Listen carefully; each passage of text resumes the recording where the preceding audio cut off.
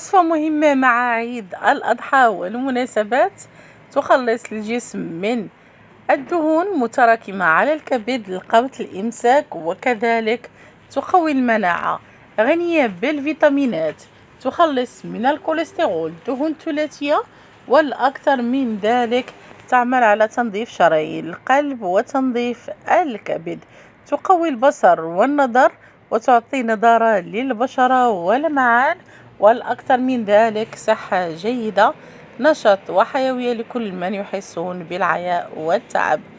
تابعوا معنا الفيديوهات إلى النهاية، وأتمنى اعتماد هاتين الوصفتين خلال العيد، وتعتبر من بين أهم الوصفات التي ترافق المائدة المغربية خلال فترة العيد لتخليصك من النقرس، حمض اليوريك، وكذلك تخلص من أضرار اللحوم، ديتوكس طبيعي بصحة جيدة. هنا سأحتاج التفاح، وضروري الأخضر لأن فوائده أكثر وعدة، يساعد على الهضم، يخلص من التخمة. وبعد ذلك نقوم بوضع المكونات.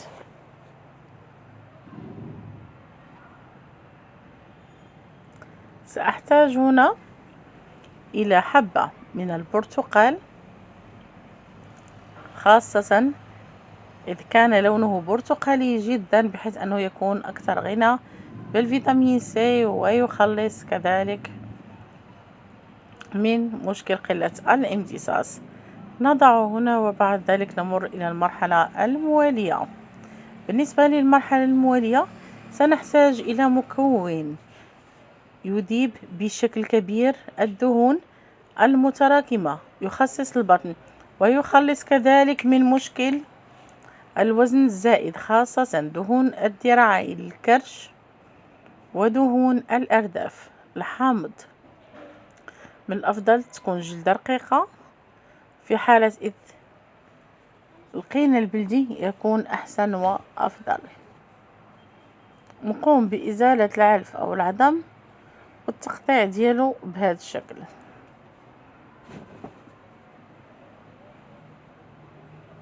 نقوم بالوضع ديالو هنا، نضيفو ماء اللي كيكون مغلي، ومن الأفضل يكون معدني، ونقوم بعملية طحن ديال المكونات، ونضيف معهم كذلك مكون آخر اللي غادي يزيد ينظف ليا الكبد. وأنا دائما كنصحكم بالاستعمال ديالو اللي هو الخيار. في حالة إلا ما توفرش عندكم الخيار ديروا الفقوس، ما توفرش الفقوس ضيفوا النعناع. استعمال الأشياء اللي تكون خضراء اللون كتعطيني نشاط، حيوية، وقوة للجسم ديالي، وفي نفس الوقت تخلص من مشكل الالتهابات اللي تكون في العظام والمفاصل، وكذلك الناس اللي تعانيوا من مشكل الاحتكاك في الركب والكتفين، بحيث يمكن لكم تضيفوا هنايا كيف كتشوفوا معايا مكون جد رائع، ولا مؤخرا كيتستعمل بكثرة اللي هو الماشا. الماشا راها كتطلق وتتنظف الجهاز الهضمي من الداخل. هاد لي ديتوكس راه صينيين ومعتمدين في اليابان، الشيء اللي تيرافق حتى ممكن مرافقته مع ماسك صيني للوجه، بحيث اننا كناخدو بيضة وحدة الصفر ديالها، معلقة ديال الكركم بلدي، ونضيف كذلك ملعقتان من الياغورت اللي تيكون مسوس. نخلط المكونات ونديرهم من الوجه ديالي. الا كان عندك مشاكل في البشره كتضيفيهم مع هاد لي ديتوكس اللي تينظفوا من الداخل، وهكا كتكوني زولتي حتى الكلف والتصبغات، وتتوحد لك اللون ديال البشر. وهذه معلومه مهمه للمتتبعين والمتتبعات.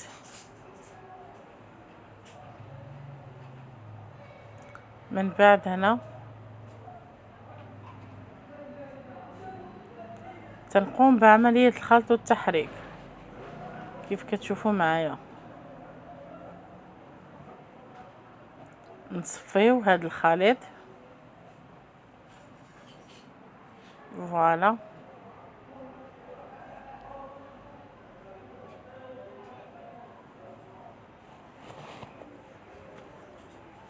ومن بعد كنبداو في الاستعمال ديالو مع احترام الوقت ديال الاستعمال.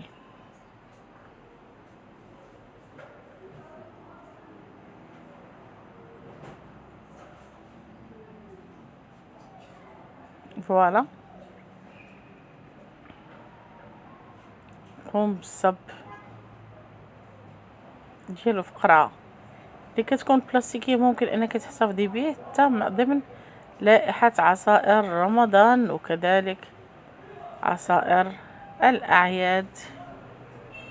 هنا غادي نضيف او للعصير الثاني حبة وحدة شهدية ولا خوخ، وما نساوش انه غني بالالياف المعدنية وكذلك تيبرد لينا الحرارة اللي كتكون مرتفعة في الجسم ديالنا.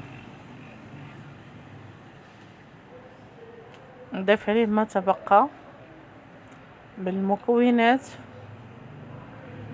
ونعمل على وضعه في هذا الإناء. المرحلة الموالية ودائما مرحلة جد مهمة، كنضيف هنايا اي فاكهة اللي ضروري خص يكون اللون ديالها احمر، برقوق، فريز، فرومبواز. الاهم هو انه يكون اللون ديالها احمر. علاش؟ باش كتقوي ليا الدورة الدموية، كتعالج ليا الانيميا ونقص الحديد. خاصة الوقت اللي كنكونوا كناكلوا اللحوم نحاولوا اننا نضيفوا بحال هاد العصائر، الشيء اللي كيعزز ليا او تيرفع ليا الخزان ديال الحديد في الجسم ديالي. نحاول انني نطحنه بهذا الشكل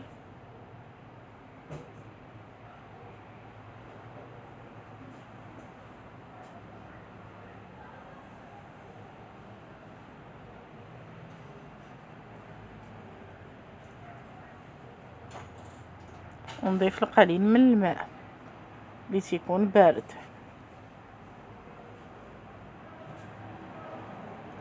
في هذه المره ما غاديش نستعمل الماء طيب. الا استعملت الماء طيب غادي تكوني قضيتي على الفوائد ديال المكونات.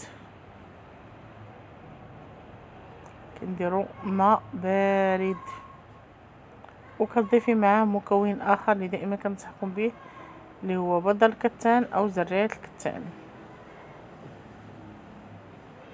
اللي مزيانه للقبض والامساك. فوالا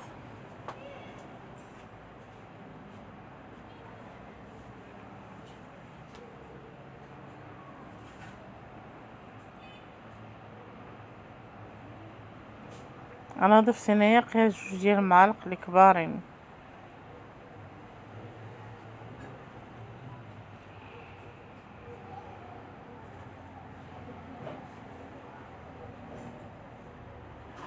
ممكن تعويضه ببذور شيا او لا النافع البلدي بالنسبه للرجال.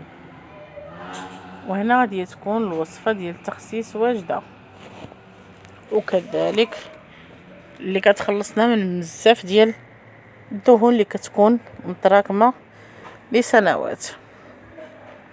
شوفوا الشكل ديالها كيف داير. بالنسبه لهذا كناخذوه مع الفطور مع الصباح، اما بالنسبه للمشروب الاول فهو كيتشرب من وراء الوجبات بالصحه والراحه وتعتبر